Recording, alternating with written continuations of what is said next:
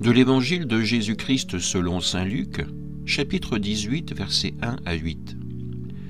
En ce temps-là, Jésus disait à ses disciples une parabole sur la nécessité pour eux de toujours prier sans se décourager.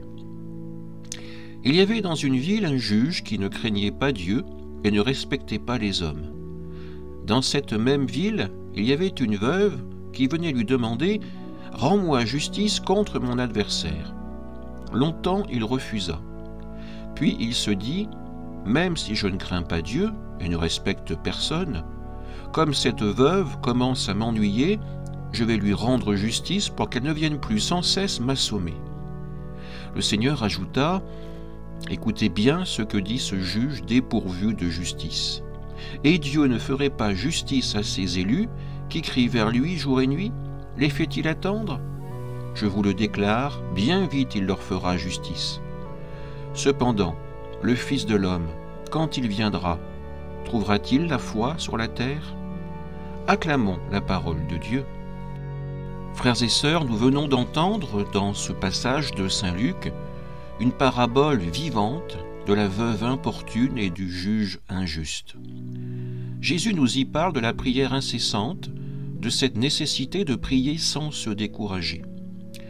Mais aujourd'hui, en ce temps d'incertitude mondiale, guerre, crise, désordres sociaux, cet enseignement du Christ résonne comme un appel prophétique à la fin des temps. Le Seigneur, en effet, conclut son discours par cette question brûlante. Le Fils de l'homme, quand il viendra, trouvera-t-il la foi sur la terre? Pour y répondre, essayons d'imaginer la scène de l'Évangile. Une veuve, seule et vulnérable, face à un juge corrompu qui ne craint pas Dieu et qui ne respecte pas les hommes. Pourtant, cette femme ne désarme pas, elle le harcèle jour après jour. « Rends-moi justice contre mon adversaire ». Longtemps le juge refuse, puis, lassé, il cède. Comme cette veuve commence à m'ennuyer, je vais lui rendre justice pour qu'elle ne vienne plus sans cesse m'assommer. Jésus nous le dit, écoutez bien ce que dit ce juge dépourvu de justice. Et Dieu ne ferait pas justice à ses élus qui crient vers lui jour et nuit? Les fait-il attendre? Je vous le déclare, bien vite il leur fera justice. Quelle leçon nous donne ainsi Jésus? Si un juge indifférent finit par agir par simple agacement, combien plus notre Père du ciel, riche en miséricorde, exaucera-t-il ses enfants qui prient avec persévérance? Dans les temps de la fin, quand le monde semblera s'effondrer, qu'il ressemblera à ce tribunal injuste, notre arme sera toujours la prière inlassable. Jour et nuit, crions vers Dieu. Ne nous décourageons pas face aux épreuves, car le Seigneur nous fera justice. Et c'est ici qu'encore une fois, saint Augustin nous éclaire à la fois d'une lumière historique et spirituelle. Au IVe siècle, Rome, la cité éternelle, s'effondre sous les coups des invasions barbares. La ville est pillée, incendiée. L'Empire romain, symbole de puissance humaine, chancelle. Les païens accusent les chrétiens. C'est votre faute. Vos prières ont offensé les dieux.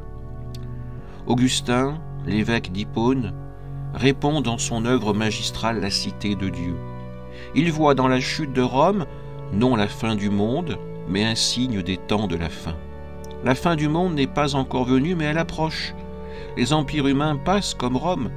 Seule la Cité de Dieu demeure éternelle.